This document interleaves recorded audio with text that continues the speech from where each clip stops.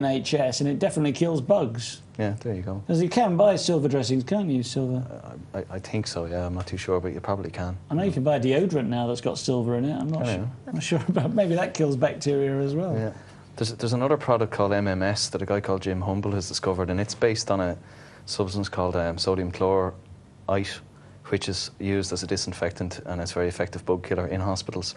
And he's isolated the active ingredient in it and made it into a solution that you activate with citric acid or a food acid like that, or vinegar, and it's very effective in killing viruses too. Okay, so there are some answers out there which don't involve being injected with. There's loads. It's a fallacy. Potentially dangerous vaccine. It's like everything that we're told is a big deal, a big problem, and we're kept in a state of fear over it. They're very easy solutions to this virus problem, but it all involves awareness, which is the key thing, getting people aware of, first, the lies they're being told, secondly, how dangerous they are, and third, the solutions, the easy solutions, which bypass all these profit-generating schemes by these companies and politicians. Okay. Andy in Manchester said, David Icke spoke of all this back in '93 and everyone laughed and ridiculed him.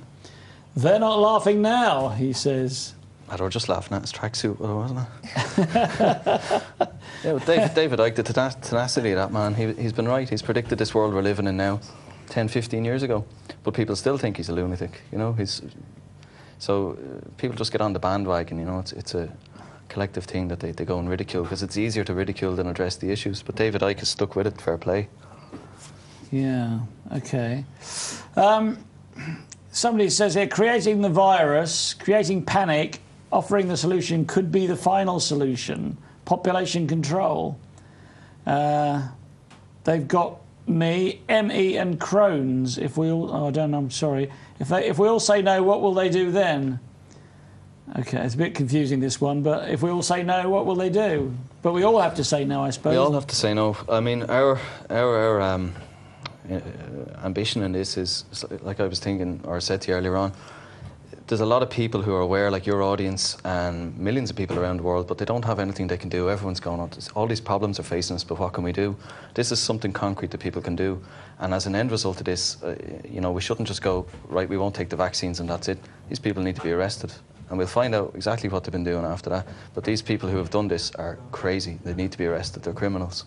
So if we stop them, if we arrest them for this, isolate these people, then we won't have to worry about what they do next, because they won't be able to do anything. Okay, I've got another person here who wants a bit of evidence. He says, this is from Dave, I don't know where Dave is. He says, can you provide any solid evidence to prove any of your arguments? All I am hearing is I think or I believe. Prove it and we will believe you.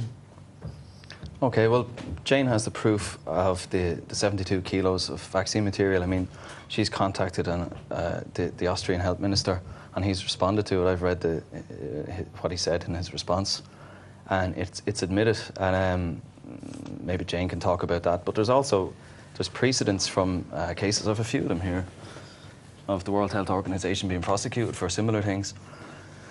The World Health Organization in 1985 documented that one of its primary goals for the use of a sterility vaccine disguised as a smallpox vaccine was to, quote, eliminate 150 million excess sub-Saharan Africans.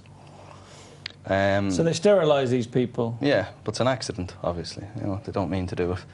They've done loads of things like this. The World Health Organization 5-shot vaccine programs for tetanus in third world countries in South and Central America caused the involuntary sterilisation of millions of women. There's pages of this stuff. The precedent is there, and also if you look into the people behind this, they have a very definite, documented, admitted depopulation agenda. So what we say to Dave is, Dave, do the research yourself. Yeah. I think the important thing is for everybody, whatever is ever said on this show or any other show, do the research for yourself. And I've been handed a note here. Apparently we've got to say this. Please consult your general practitioner. There you go. Please consult your general practitioner. Please alert your general practitioner. Please alert, yes, and that's the opinion of Paul here. So we're coming up for another break, but I've got 15 seconds to fill now that I've slung that bit of paper over my shoulder. Solid evidence. Anything else you want to quickly talk about, Paul? The case of the release of the swine flu was on the papers. I remember reading about that in the train, as documented. There is, I mean, if you go to the website, Jane has made the documents available to check. Hey, that's it. We're going for another break now. Once again, if you'd like to text in your questions or comments to Jane Burgermeister, Amanda Blake and Paul Byrne, please do so now. Just text 87778 with the word EDGE, and then your text. See you back here very soon.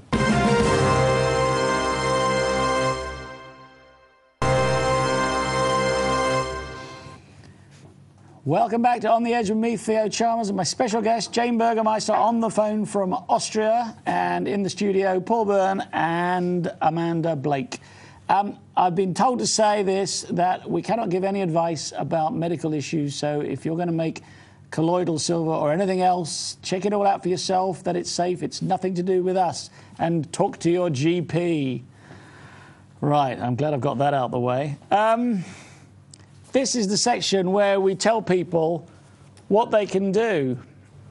So, Amanda, what can they do? They need to get familiar with Jane's charges, print them off, and you need to take them to your local police station and tell them you need to report a crime. It's being committed and it's about to be committed. Do you think people are going to do that? We have. We have. I did mine yesterday deliberately, so I'd have it fresh. Well, let's talk about the experience then. You walked into your local police station, which is where? Bristol. You don't have to tell me exactly where. In Bristol. Bristol, OK, in Bristol. So you went into your local police station in Bristol and you walked up to the duty sergeant or whoever's behind the desk and you said...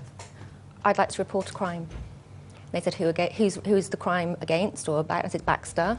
OK, it's actually on a phone, so they didn't see me face to face. I had to wait till someone came out. They knew it was Baxter before you started? Well, no, they didn't know it was about Baxter. That could have been a person. They didn't know. I just said the name Baxter because I had to give a name. Right. So then I just said to her straight away, which is what Paul said, listen, you're going to think this is crazy, but I'm going to tell you this anyway. You can do it on the phone then, can you? No, I was outside the station and there was no one on the desk, so I had to speak to them on the phone, and then when they could see that I was, you know, on the little camera, who I was and stuff, then they came round, collected me and took me in. What, are the police scared of the public now? I don't know. They might have swine flu, can't be too careful. That is a bit strange. OK, no, I'm sorry, I'm digressing. Digressing, So you went, they let you in? Yes. To the police station. So you said you wanted to file charges against... I said, I'm reporting a crime. I said, these charges have been filed in Austria and in America. I said, this is a worldwide grassroots movement that's happening in many countries. And I said, probably the best thing for you to do, because I've done a letter to Lord Darcy that I sent a couple of weeks ago. I haven't heard anything. I said, probably the best thing for you to do to get familiar with this is to read this letter as an introduction. I printed out your letter to Lord Darcy. OK. Somewhere. This is the Right Hon. Professor, the Lord Darcy of Denham. Why him? House of Lords? Because he was the health minister and then he resigned suddenly. So we thought, like, he's resigned suddenly. This is a bit of a coincidence. So that's why we got in contact. So you thought he knows and he doesn't want blood on his hands? Maybe. Possibly. Has he responded? No. But you can download this letter, can't you? Yes, I'm going to upload that. Yeah, so people can take it to the station as a covering letter. So they can use that as a covering letter. Yeah. So what I'm saying is, if people do want to go to a police station and report this crime, if indeed it is a crime, and again we have no opinion about this, then they can download the evidence that you presented. And some supporting documents as well with links, and also what Jane's case is about. Just take it along. Obviously, it's almost over 100 pages of documents. They're not going to read through that. But yeah, she read the letter through slowly, and then she looked at me and she said, if this is true, this is really worrying. She said, this could be classed as a conspiracy. She said, but I'm not going to say that because look at what happened with Hitler. I thought, well, you've just hit the nail on the head. So she was actually so she was actually very open to it. And then she was interested, like, to have a discussion, like, person to person.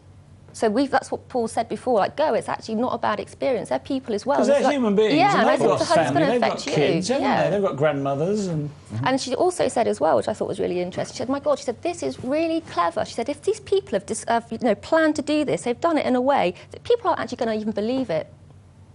So I thought she was pretty switched on, to be honest, because that's what happens. People read it and they can't believe it because it's too big to take in.